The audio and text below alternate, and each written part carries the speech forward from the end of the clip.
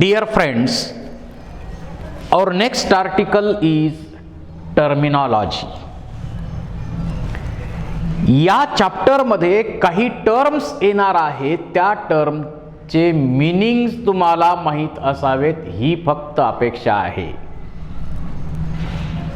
First term complete dominance. जर आपण pure tall pea प्लांटचा cross pure dark pea plant बरोबर केला तर फर्स्ट जनरेशन मध्ये सर्व प्लांट डॉमिनंट कॅरेक्टर असलेले मिळत असतील तर त्याला आपण म्हणतो complete dominance. When pure tall pea plant is crossed with pure dark pea plant, in F1 generation all plants are tall, so it is an example of complete dominance. आणि टॉलही मिळालं नाही, डॉर्फही मिळालं नाही तर इनकम्प्लीट डॉमिनन्स म्हणजे intermediate character मिळत असेल तर त्याला आपण इनकम्प्लीट डॉमिनन्स म्हणतो. दोन प्युअर प्लांट मध्ये क्रॉस करत असताना जर F1 जनरेशन मध्ये इंटरमिडिएट कॅरेक्टर मिळत असेल तर त्याला आपण म्हणतो इनकम्प्लीट डॉमिनन्स. पण आपल्याला माहित आहे पी प्लांट मध्ये इनकम्प्लीट डॉमिनन्स मिळाला नाही. Then second term allele or allomorph. The term allele was first used by Batson. एखादी कॅरेक्टर घ्या, समजा आपण हाईट कॅरेक्टर विचारात घेतली, ही कॅरेक्टर झाली. या कॅरेक्टर मध्ये टॉल आणि डॉर्फ हे ट्रेट्स आहेत, सब कॅरेक्टर आहेत आणि त्याच्यामध्ये जीन्स आहेत कॅपिटल टी इकडं small T. So capital T and small T are alleles of height. म्हणजे एकाच कॅरेक्टरचे दोन अपोजिट फॉर्म, अल्टरनेट फॉर्म, त्याला आपण म्हणतो allele. So capital T and small T are allele of height. हाईटचे अलिल्स आहेत हे. And alleles are located on same position or locus on homologous chromosome. The next term is phenotype and genotype. Phenotype and genotype. External appearance of an organism is called as phenotype. ज्या बाहेरून दिसणाऱ्या character आहेत त्यांना आपण म्हणतो phenotypic characters. Phenotypic characters जसं एखादं plant tall आहे, एखादं प्लांट डॉर्फ आहे, या सर्व काय झाल्या फिनोटिपिक कॅरेक्टर झाल्या.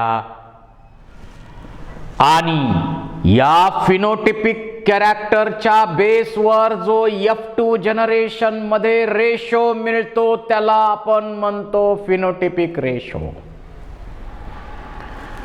So external characters of an organism are called as phenotype.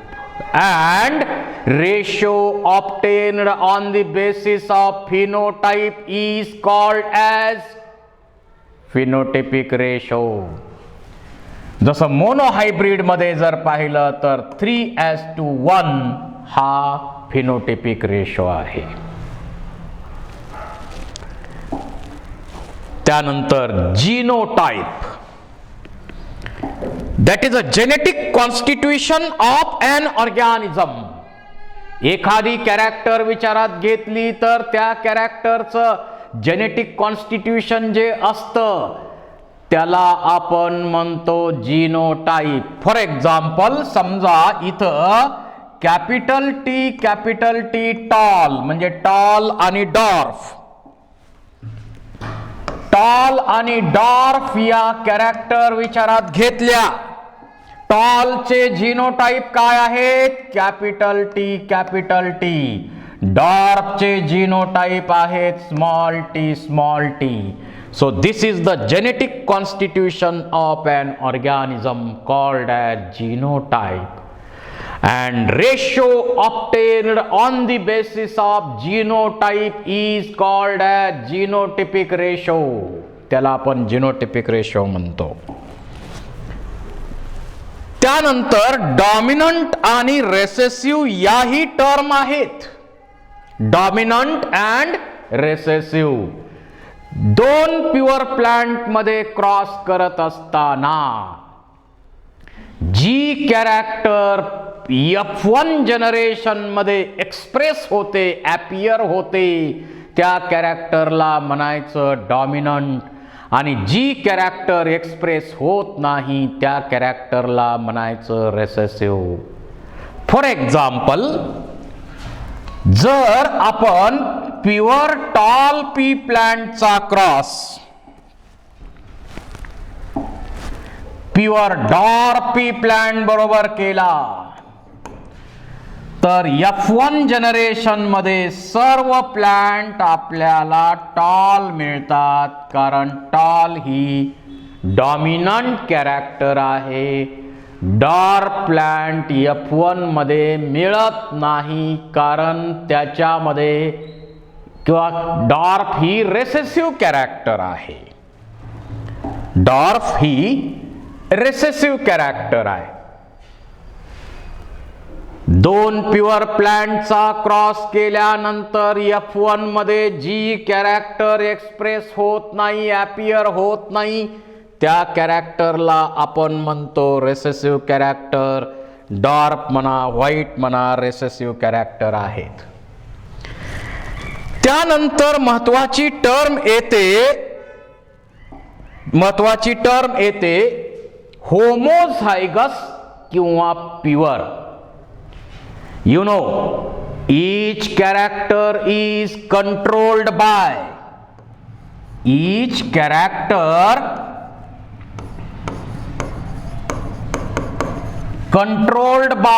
two genes. दोन जीन एक कॅरेक्टर कंट्रोल करतात, आणि जर हे दोन सारखे जीन एक कॅरेक्टर कंट्रोल करत असतील तर त्याला म्हणायचं होमोझायगस किंवा pure. When a character is controlled by pair of genes, if two similar genes controls a particular character, it is called as homozygous or pure. जसं इथं capital T but it controls a tall character, pure. त्यानंतर heterozygous किंवा hybrid म्हणतो आपण त्याला. Heterozygous किंवा hybrid. दोन gene एक कॅरेक्टर कंट्रोल करतात, आणि जर दोन वेगळे gene dissimilar gene character control करत असतील तर त्याला आपण म्हणतो हेटेरोझायगस किंवा hybrid. For example, capital T small T दोन वेगळे जीन आहेत, पण कॅरेक्टर कोणती आहे? कॅरेक्टर आहे टॉल. कॅरेक्टर आहे tall. Capital T small T but character tall. दोन डिसिमिलर जीन एखादी कॅरेक्टर कंट्रोल करत असतील तर त्याला आपण म्हणतो हेटेरोझायगस किंवा हायब्रिड. तर ही सुद्धा महत्वाची टर्म इथं आहे.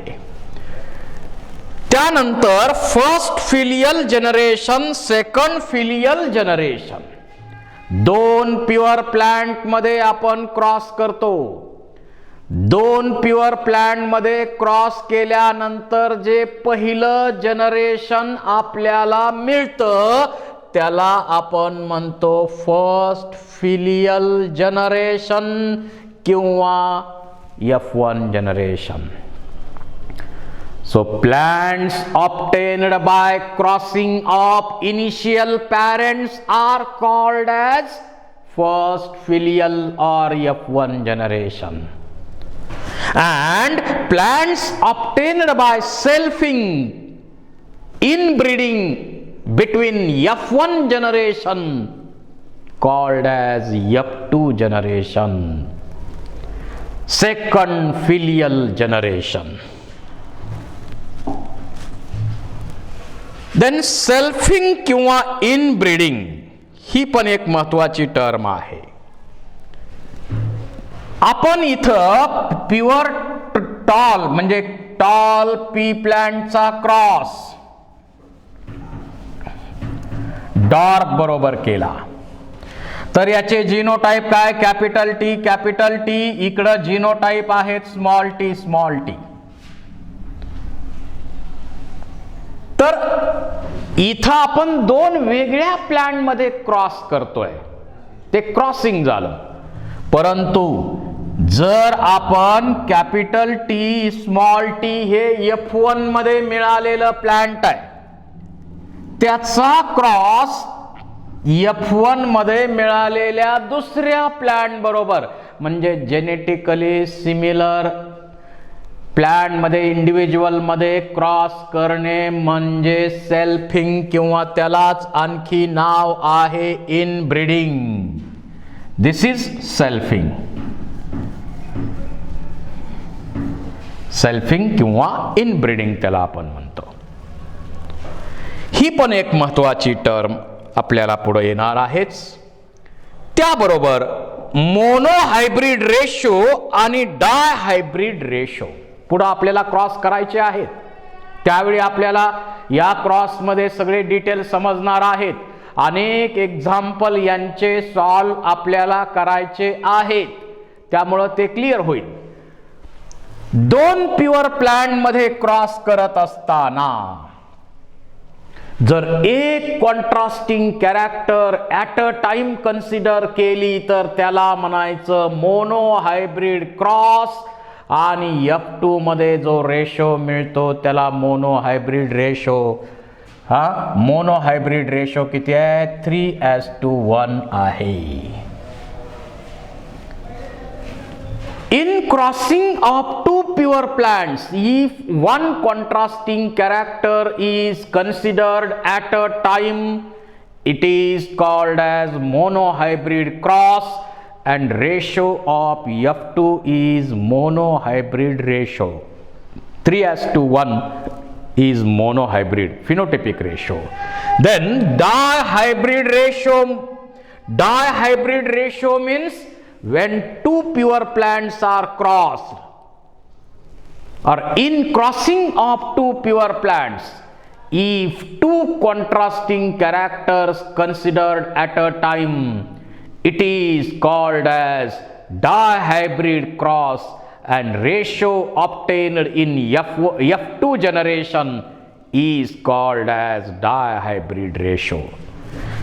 9:3:3:1. This is the dihybrid ratio. Then next, offspring. जसं आपण आपल्या पॅरेंटचे ऑफस्प्रिंग आहोत, चिल्ड्रन्सला पर्यायी शब्द ऑफस्प्रिंग वापरलाय. So total number or number of individuals or new individuals obtained by crossing of parents are called as offsprings, and total number of offspring is called as progeny. It is called as progeny. Total number of offspring obtained by crossing called as progeny. Then homologous chromosome ही पण एक term महत्वाची आहे. Homologous chromosome, आपल्याला माहिती आहे की आपल्या प्रत्येक सेलमध्ये 23 क्रोमोसोमचा एक सेट आईकडनं आलेला आहे, त्याला आपण म्हणतो मॅटर्नल.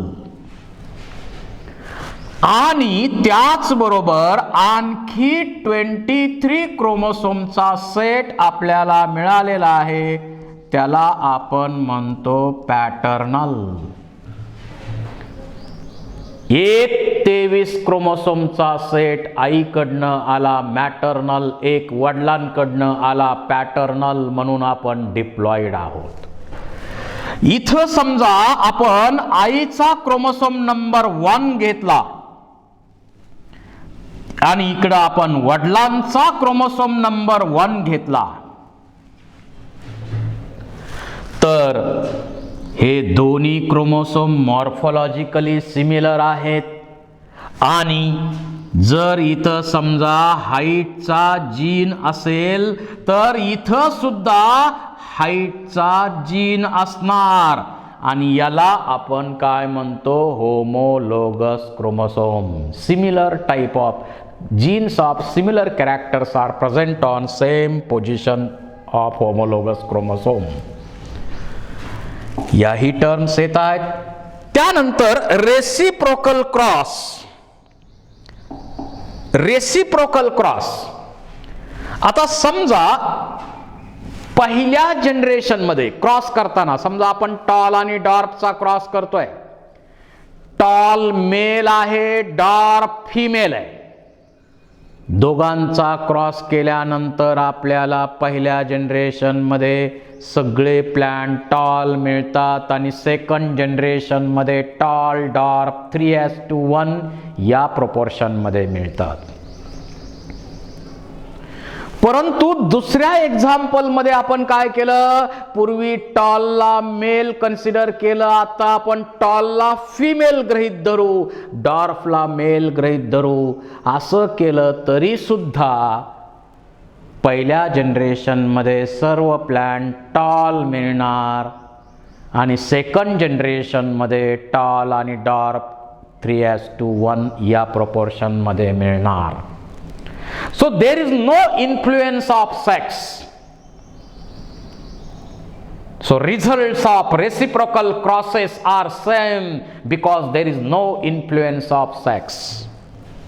Example बघा, आपण काय म्हटलं, पहिल्या मध्ये आपण काय करूया, टॉल आणि डॉर्फ.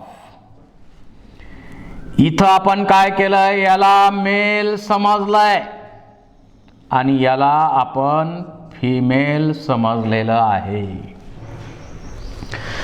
आणि तरी सुद्धा F1 मध्ये सगळे प्लांट आपल्याला टॉल मिळणार